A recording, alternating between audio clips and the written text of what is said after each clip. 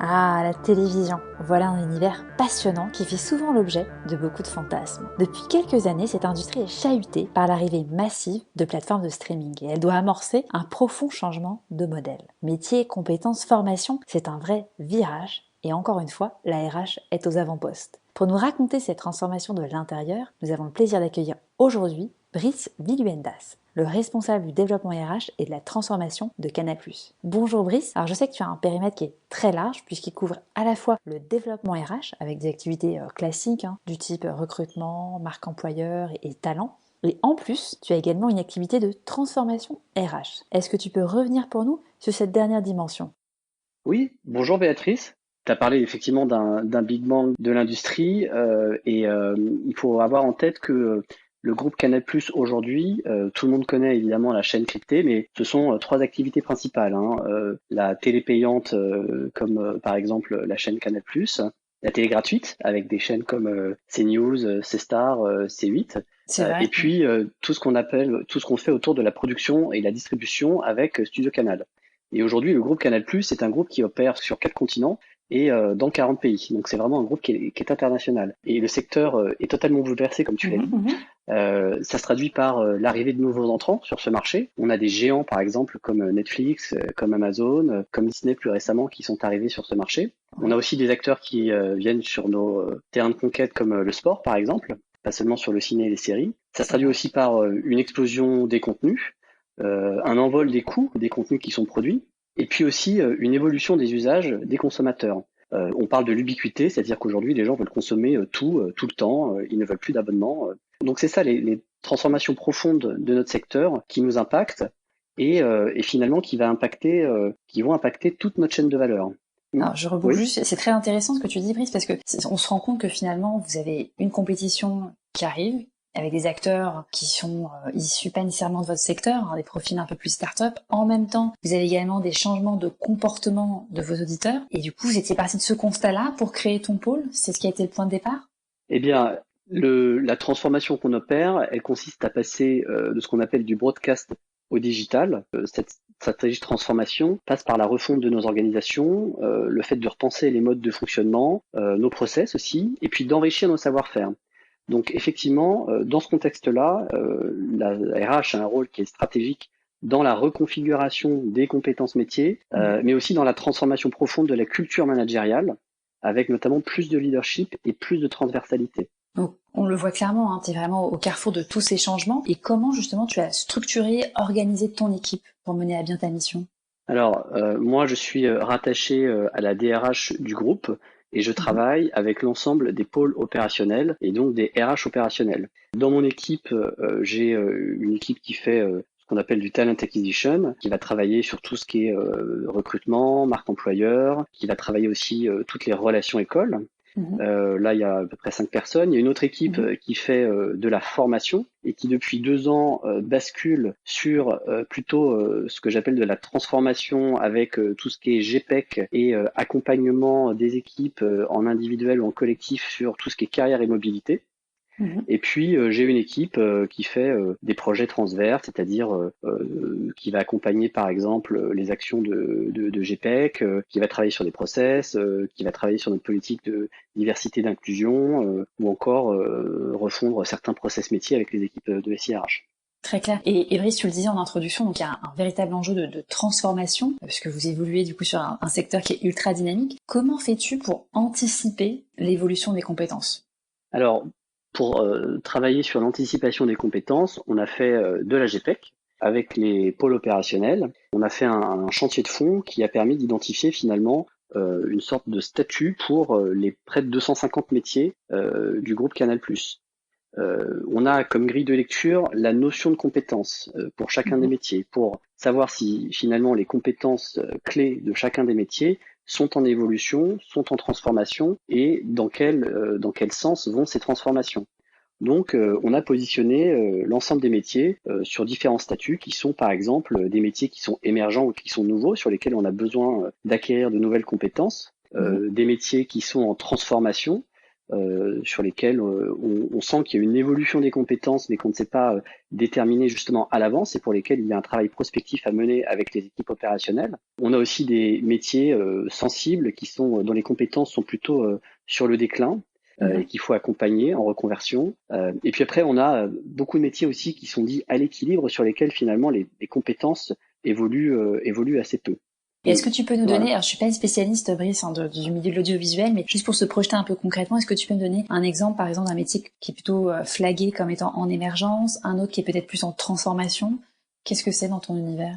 Tout à fait. Alors, les métiers émergents, ce sont les métiers sur lesquels, comme dans beaucoup d'entreprises aujourd'hui, on essaie de renforcer nos compétences en matière, par exemple, de maîtrise de la data, de maîtrise des nouvelles technologies qui sont en perpétuelle évolution. Dans les métiers en transformation, on va retrouver des métiers comme, par exemple, les métiers du journalisme, parce qu'aujourd'hui, il y a de nouvelles pratiques de journalisme sur lesquelles il faut accompagner les équipes opérationnelles dans leur compréhension et dans l'évolution. On va retrouver des métiers, par exemple, autour de tout ce qui est la relation client. Ce sont des métiers qui se sont beaucoup transformés ces dernières années. On est passé d'un modèle de flux très industriel, de réception d'appels, à un modèle plus premium d'accompagnement des clients dans le développement de leur portefeuille de services, par exemple, et d'achat de services, à un modèle aujourd'hui où on est carrément en laboratoire, c'est-à-dire que on fait des enquêtes. C'est nous qui finalement aujourd'hui appelons les clients pour mener des tests auprès des populations en s'appuyant sur les compétences de relations clients que nous connaissons.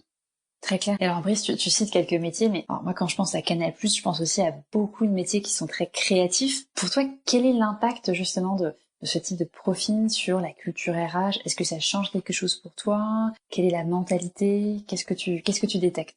Alors déjà, on a une conviction chez Canal+, c'est que finalement l'innovation naît de la diversité. C'est-à-dire que on est très engagé sur ces notions de diversité chez Canal+, parce que on a besoin de cette diversité pour continuer à innover et donc pour être créatif.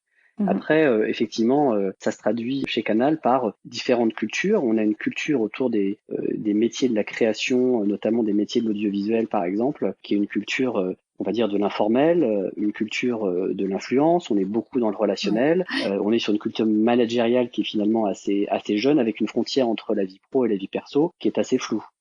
Et puis coexiste avec cette culture-là une culture un peu plus classique sur des fonctions techniques, que ce soit côté audiovisuel ou bien DSI, et puis les fonctions support dans laquelle on est plutôt sur une culture de la performance. Sur le volet, maintenant, on va basculer dans un autre univers, mais qui nous intéresse beaucoup chez Cocoré, c'est celui de la formation. Quel est ton mode de fonctionnement? Et aussi, est-ce qu'il y a eu un avant, un après Covid-19 pour toi? Alors, on est en plein dans la crise de Covid, là, actuellement, on la vit. Donc, il faut savoir que sur le volet de la formation, chez Canal, il y a déjà une forte culture du présentiel. On travaillait assez peu à distance, notamment sur l'acquisition le développement des compétences. Et puis, on a un très haut niveau d'exigence sur les contenus. En fait, ça fait partie un peu de l'ADN de la maison. On est quand même une maison avec un fort esprit critique. Et ça se traduit aussi dans la relation qu'on a à l'acquisition de compétences et à la formation. Du coup, on fait pas mal de contenu maison, en fait. On fait des masterclass, par exemple, que ce soit sur des sujets de ciné ou sur d'autres sujets. On fait du partage de compétences. Voilà. Et généralement, on est assez exigeant, assez dur quand on fait intervenir des prestataires externes. Voilà. Après le contexte du Covid, pour nous, moi j'y vois aussi un effet d'aubaine parce que dans le contexte de travail à distance que l'on connaît aujourd'hui et notamment de chômage partiel, ça me permet de mettre en avant des contenus maison que j'avais proposés sur une plateforme de learning que j'ai lancée en janvier 2019 et qui aujourd'hui connaît un succès mitigé avec une audience qui est plutôt restreinte. Donc aujourd'hui, ce contexte de crise me permet de communiquer, de prendre la parole régulièrement auprès des équipes qui sont confinés et de mettre en avant justement du contenu toutes les semaines que les équipes peuvent trouver sur cette plateforme de learning. Très Après, clair, on va on aussi voit, essayer de bénéficier du dispositif FNE. Aujourd'hui, c'est aussi une opportunité pour nous. On a identifié 3 blocs de compétences principaux qui sont adaptés à un format distanciel et qui répondent un peu aux besoins des équipes. Un bloc sur tout ce qui est acquisition de langue, un bloc sur tout ce qui est management et développement personnel, Et puis un bloc sur la gestion de projet et les outils bureautiques, qui sont aussi parfois, comme dans beaucoup d'entreprises, des demandes qui sont dépriorisées parce que on va prioriser les demandes métiers souvent dans le rush de l'activité. Donc c'est aussi une aubaine pour nous de proposer ces formations aux équipes qui sont en chômage partiel. Et Brice, alors les auditeurs ne le savent pas, mais on partage un engagement, c'est celui en faveur de l'inclusion. Et je sais que tu as mené des Oui. actions qui sont très concrètes. Est-ce que tu peux nous en parler? Oui, alors effectivement, le sujet de l'inclusion chez Canal, c'est un sujet qui est très très fort parce que on passe finalement du constat de la diversité qui existe chez Canal+, comme partout ailleurs, à une véritable politique RH notamment d'inclusion qui a vocation à développer encore plus la diversité puisque elle est nécessaire, comme je le disais tout à l'heure, pour développer l'innovation et la créativité et qui vise à donner sa place à toutes les différences. En fait, on part du postulat dans l'inclusion qu'il y a certaines différences visibles qui vont exposer les catégories de salariés à une forme de vulnérabilité et des discriminations. Donc, on a choisi un peu nos combats chez Canal pour travailler sur les sujets d'inclusion. On a retenu tout ce qui est autour de l'égalité entre les femmes et les hommes, tout ce qui traite de la santé. On va traiter le handicap, mais pas uniquement le handicap. On va parler cette année, par exemple, du cancer et d'autres maladies qui font partie de la vie des salariés. Et quelle est la place de ces maladies, comment on vit avec, en tout cas, dans l'entreprise. On parle des LGBT+, et de l'orientation sexuelle. On parle de la mixité générationnelle, avec des actions envers les moins de 30 ans, les plus de 50 ans, et puis tout ce qui est mixité des origines, qu'elles soient sociales, culturelles, géographiques, ethniques. Et pour chacun de ces piliers-là, en fait, on a 3 stratégies d'action. Le premier, c'est qu'on souhaite être exemplaire dans nos process internes, et notamment RH, et lutter contre toute forme de discrimination. Donc, on a mis en place un process anti-harcèlement. On communique régulièrement sur une tolérance zéro vis-à-vis de ces sujets de discrimination, de harcèlement. On a revu un certain nombre de nos process en interne pour qu'ils soient justement exempts de biais, comme les process de recrutement, par exemple. On travaille en deuxième stratégie sur tout ce qui est sensibilisation des managers et des collaborateurs, avec aussi une mise en visibilité des différentes diversités. Donc ça, c'est un travail de fond parce qu'il y a beaucoup de pédagogie à faire sur ces thématiques auprès des équipes. Par exemple, aujourd'hui, moi, j'anime une sensibilisation autour de la notion de discrimination et du harcèlement auprès des CODIR.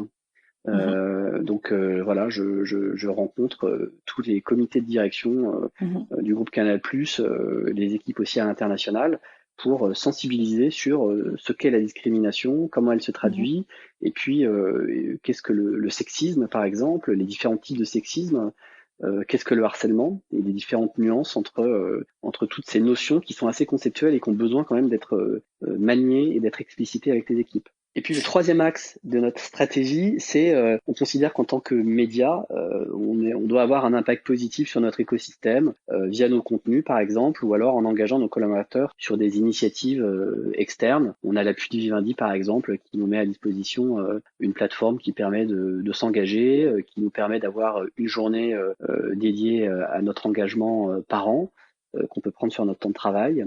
Donc c'est vraiment intéressant, c'est qu'au final, vous, les principes d'inclusion, vous tentez de les appliquer aussi bien en interne auprès des collaborateurs, mais aussi en externe, vis-à-vis des partenaires, vis-à-vis de vos prestataires, derrière les caméras, quoi. C'est vraiment l'inclusion au sens large. Alors justement, certains commencent à dire aujourd'hui, souvent en off, que l'inclusion va devenir un nice to have, et que dans un contexte de crise, finalement, ce genre de sujet, ça passe après. Qu'est-ce que t'en penses, toi? Oui, alors effectivement, j'ai entendu ce bruit de fond que tu évoques sur ces sujets. Écoute, on dit de cette crise qu'elle va changer le monde. Moi, je crois que le monde d'après, c'est un monde qui doit être plus inclusif. Aujourd'hui, ce sont les attentes des nouvelles générations qui arrivent sur le marché du travail et qui, au-delà de la question du sens, questionnent aussi la notion d'impact social, de la culture, d'entreprise, un peu dans la veine de la loi Pacte, qui interroge les entreprises sur leur raison d'être. Mais plus généralement, aujourd'hui, les études montrent que les Français considèrent que les entreprises ont une responsabilité qui est au moins égale au gouvernement sur l'évolution des mentalités, sur les sujets notamment de progressisme social et notamment d'inclusion. Plus concrètement, dans l'entreprise, moi je constate que cette notion d'inclusion fédère.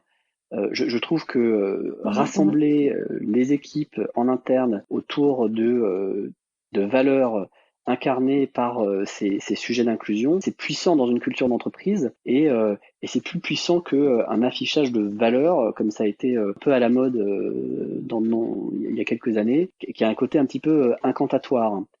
L'inclusion, les actions qu'on mène en faveur de l'inclusion sur les thématiques qu'on a évoquées tout à l'heure, ce sont des actions concrètes. Ce sont des actions qui s'incarnent véritablement et dans lesquelles les collaborateurs et les collaboratrices se reconnaissent et se retrouvent. C'est un véritable vecteur pour moi d'attraction et puis de rétention, l'inclusion.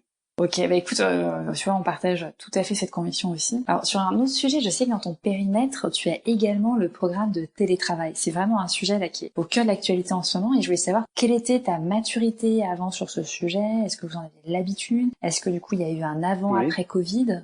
Est-ce que tu peux nous en parler? Oui, alors là, c'est carrément un Big Bang. C'est-à-dire que le télétravail, on en faisait déjà chez Canal+, on avait un accord, mais on en faisait de manière plutôt timide parce qu'il y avait pas mal de restrictions et que on était dans une logique justement de démocratisation de cette pratique et d'ouverture. On y est passé à marche forcée avec le confinement. Aujourd'hui, on a mis en place un grand nombre d'outils qui nous permettent de télétravailler dans d'excellentes conditions à distance. Et puis, on fait une conduite du changement accélérée quand même parce que le télétravail, ça pose la question du management par la confiance.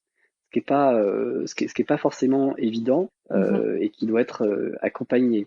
Donc aujourd'hui, on mène des ateliers là pendant la période de confinement à distance pour les managers ou les équipes qui permettent justement de s'approprier des méthodes de travail plus collaboratives avec les outils dont on dispose, de trouver des rituels et des repères managériaux qui permettent de garder le lien, de définir, de travailler sur les objectifs et de travailler sur l'engagement des équipes malgré la distance. On essaie de renouveler cette offre d'ateliers pour que les équipes soient le mieux accompagnées possible dans ces nouvelles formes de travail, mais qui donnent de bons résultats pour le moment. Si je parle de mon équipe, par exemple, il y a un grand nombre de sujets qu'on n'aurait pas imaginé faire à distance dans d'aussi bonnes conditions il y a encore quelques mois. Donc on a adapté nos offres, par exemple l'accompagnement des collaborateurs sur leurs projets de mobilité. On fait des ateliers autour de la compétence, par exemple, à distance, avec des outils collaboratifs comme Klaxoon, qu'on faisait avant en présentiel. On fait des sessions de recrutement à grande échelle à distance. On n'aurait pas imaginé les faire sans se rencontrer parce qu'on fait pitcher les managers, etc. Et bien finalement, on arrive à le faire à distance. Donc on se rend compte que l'entreprise, dans un grand nombre de cas, a réussi à s'adapter finalement au travail à distance, au télétravail, lorsque c'était possible et que ça donne de bons résultats. Et alors Brice, justement, là tu en parlais, hein, tu disais il y a beaucoup de nouvelles pratiques qui émergent. Et alors là, je vais m'adresser un peu plus à ta casquette de justement responsable de la transformation. Est-ce que tu as des décisions que tu vas accélérer dans la continuité de cette crise, des changements que tu souhaites impulser, des orientations? Oui, alors écoute, cette crise m'a donné envie d'accélérer tout ce qui est accompagnement autour du télétravail parce que j'y vois une opportunité de faire évoluer finalement la culture managériale vers un management de la confiance plus prononcé et un management avec plus de transversalité entre les équipes qui est un véritable enjeu. Et puis il y a un autre axe aussi qui est l'accélération de la dimension de ce qu'on appelle l'entreprise apprenante. C'est-à-dire que là, on profite de cette crise, de ce confinement, pour former un maximum de gens et j'aimerais poursuivre sur le développement des compétences comme ça, puisque les gens se rendent compte qu'ils sont capables d'être formés en présentiel, mais aussi en distanciel, avec des formats qui sont parfois courts, qui sont parfois plus longs, qui sont différents des formats auxquels ils sont habitués. Super, et bien merci Brice pour ce retour d'expérience qui était passionnant. La semaine prochaine, on partira du coup à la découverte d'un tout autre univers, celui du sport, puisque nous recevrons Isabelle Boisard, directrice de l'Académie Intersport. Amie de la RH, à très bientôt.